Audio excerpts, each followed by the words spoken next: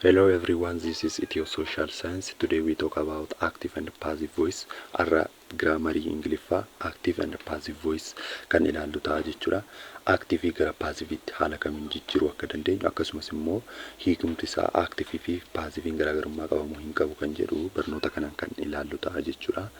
Okay, both are the same meaning in the tenses. Lachuu isaayyuu hiikni isaa tokkuma akkasumas immoo tense yookiin yommuu inni dubbatamus tokkuma jechuudha. Garaagarummaa isaa maalidha? Subjectii an jalqabuu fi irratti raawwataman jalqabuudha jechuudha. So isa kana garaagarummaa isaa malee lachuu isaa hiikni isaa hin jijjiiramu akkasumas immoo tense isaa hin jijjiiramu jechuudha. Fakkeenyaaf I like this book ani kitaaba kana nan jaaladha jedha. Lammaffaa irratti immoo gara passive voice itti gaafa jijjiiramu this book is liked by me. Kitaabni kun anaan ni jaalatamaa jechuudha. So as keessatti garaagarummaa saamtuu hin jiru jechuudha. I like this book ani kitaaba kana nan jaaladha. This book is liked by me. Kitaabni kun anaan ni jaalatamaa jechuudha. So as keessatti haala kanaan kan deebisnu jechuudha. Passive voice irratti jecha prepositionii by jedhu kan fayyadamnu jechuudha. Yeroo baay'ee fayyadamna. Yoo ta'u baates barreeffamus dhiisuu ni danda'a jechuudha. Forms of passive haala kamiin active voice gara passive voice itti jijjiiruu dandeenya kan jedhudha jechuudha. Yeroo hundumaa verbi to be jiraachuu qaba jechuudha. So verbi to be erga jiraatee booda immoo dhumarratti verbiin keenya verbi sirii yookiin past participle hordofsiisuu qaba jechuudha. So as keessatti fakkeenyaaf is, are, am, was, were plus verbi sirii ta'uu qaba jechuudha. Is, are, am simple present keessatti jechuudha. Past keessatti immoo was, were ta'e fuulduratti verbi siriin dhufuu qaba jechuudha. Has, have, had, been plus verbi siriin dhufuu qaba jechuudha. Has, have, had yommuu jennu been fi verbi siriin dhufuu qaba. Will, can, must yommuu jennu immoo be ta'uu qaba. Will be jechuu qabna jechuudha. Be plus verbi siriin dhufuu qaba. Continuously keessatti jechuudha. Being jenna jechuudha. Continuously dhaan wanta barreeffame tokko passiveetti gaafa jijjiirru being plus verbi sirii ta'a jechuudha. So mee fakkeenyota muraasa ilaallu. They love ties. The love ties passiveetti gaafa jijjiirru ties kan jedhu pluralidha jechuudha. Kanaaf inni kun jalqaba gaafa ilaallu maalidha? Simple past tense, simple present tense jechuudha. So ties are loved by them. Ties jennee pluralidha waan ta'eef verbi to be fudhannaa jechuudha. Are erga fudhannee booda love kan jedhu garamitti jijjiirama? Gara past participle yookiin verbi siriitti jijjiirama jechuudha. Loved jennee deebisnaa jechuudha. Ties are loved by them. As keessatti they kan jedhu passive keessatti themitti jijjiirama. She kan jedhu heritti jijjiirama. He kan jedhu himitti jijjiirama jechuudha. So isa kana saala kanaan adda baafannaa jechuudha. Okay. He broke my pen. Broke kan jedhu kuni negative jechuudha. So amma is, are, am eegna osoo hin taane was fi were eegna jechuudha. He broke waan jedheef immoo werein pluralidha waan ta'eef was fudhannaa jechuudha. So my pen was broken by him.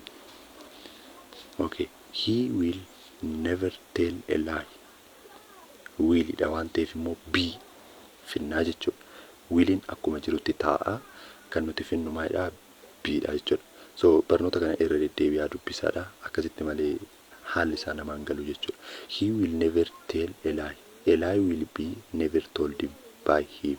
A lie will akkuma jirutti ta'e be dabalee jechuudha. Kana booda tell kan jedhu garamitti jijjiirame? Told gara verbi siriitti jijjiirame jechuudha verbiin. Hiruut is singing a song. Amma immoo continuously ta'eera jechuudha. So a song is being jennaa jechuudha. Continuously keessatti being sung by Hiruut. Singing kan jedhu garamitti jijjiirame? Sang kan jedhutti jijjiirame jechuudha. Being kan jedhu continuously keessatti fayyadamnaa jechuudha. The farmer was plowing the field. The field was being. So was tense past continuous tense keessatti jechuudha. Was being fayyadamnaa jechuudha. Was. She has done her duty. Her duty has been done by her. Has jennee maal fayyadamna? Has yoo ta'e paasifii keessatti maal fayyadamna? Has been fayyadamna jechuudha. Dan kan jedhu danidha jechuudha. Paastii keessatti verbi siriisaa jechuudha. She will have learned her lesson. Her lesson will have been learned by her. Will have gaafa jedhu will have gaafa jedhu maala have been learned ta'uu qaba jechuudha. So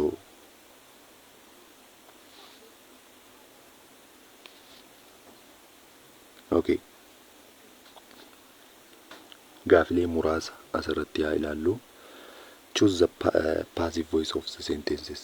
Active voice asirratti barreeffame kanaa fi passive voice isaa ta'uu kan qabu kamidha jechuudha. Mikiyaas has bought a car. Mikiyaas has bought a car. Mikiyaas has bought a car. Has hin jira jechuudha. Kanaafuu has been jecha dabalatu laallaa jechuudha. A car has bought by Mikiyaas. A car has been by Mikiyaas. A car has been bought by Mikiyaas. A car was being bought by Mikiyaas. So Mikiyaas has bought a car jira jechuudha. So deebiin keenya ta'uu kan qabu a car has been bought by Mikiyaas ta'a jechuudha. So the correct answer is C. A car asirratti AC jedha barreeffamni dogongoramee jira jechuudha. A car has been bought by Mikiyaas kan ta'u deebii keenya jechuudha. Number 2, he helps the old man. Asirratti kaa presentidha jechuudha. Helps jedheera jechuudha. So the old man was helped by him. The old man is helped. He helped the old man.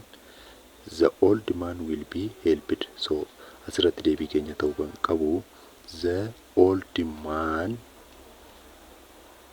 is helped ta'uu qaba jechuudha. Easy fayyadamuu qabna jechuudha. Sababni isaa presentidha waan ta'eef past miti jechuudha. Presentidha waan ta'eef easy fayyadamuu qabna jechuudha.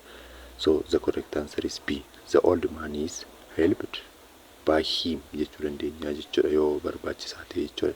Yoo dhiisnes ni dandeenya jechuudha. Okay, we finished the game.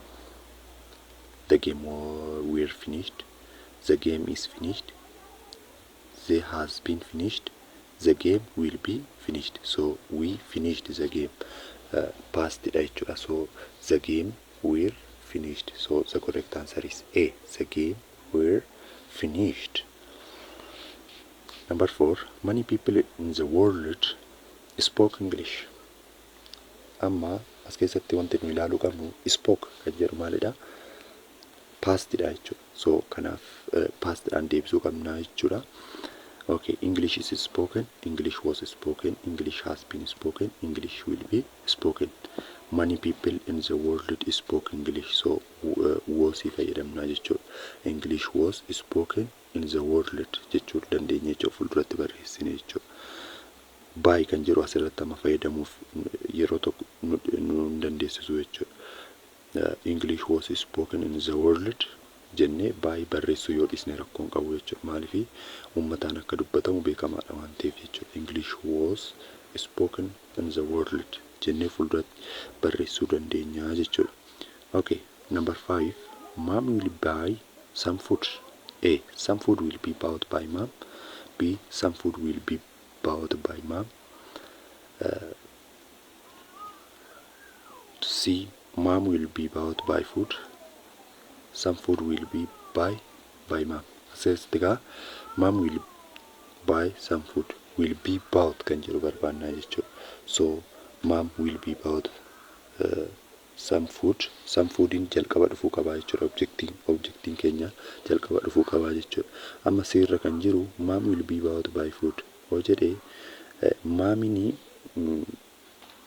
nyaataan bitamti akka jechuudha jechuudha. Kun sirrii miti jechuudha. So some food kan jedhu jalqaba dhufuu qaba jechuudha. Some food will be bought by mom. So the correct answer is D. Ta'uu qaba jechuudha. Some food will be, so D ta'uu jechuudha. Maaliif by ta'uu qabu jechuudha. By kan jedhu garamitti jijjiiramuu qaba. Bought kan jedhu jijjiiramuu qaba jechuudha. So some food will be bought by mom. deebiin akkas jedhu eessarra jira? B irra jira jechuudha. Some food will be bought by mom. The correct answer is B. So barnootaadhaaf jenne kanaan xumurree jirra. Viidiyoo biraatiin nagaa walitti deebinutti turtii gaarii.